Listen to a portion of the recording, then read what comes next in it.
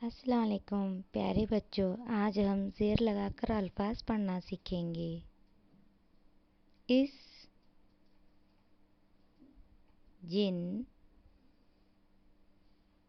दिल, खिल, लिख, हिरन,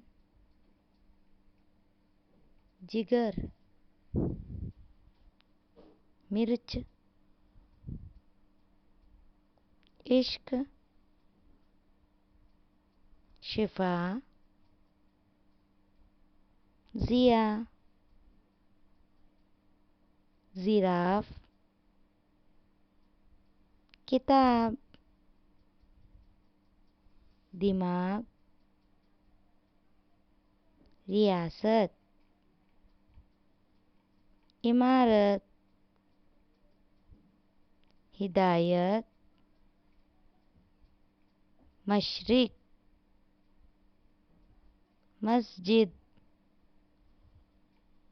मंदिर, बारिश, वालिद, ताजिर, इंसान, रिजवान,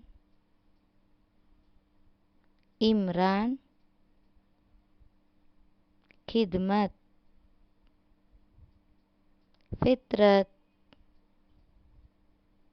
बिजली, तितली, हिंदी, खिड़की,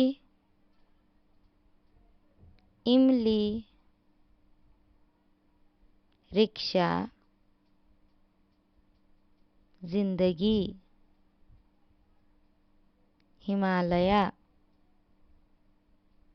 हिंदुस्तानी, खिलाड़ी।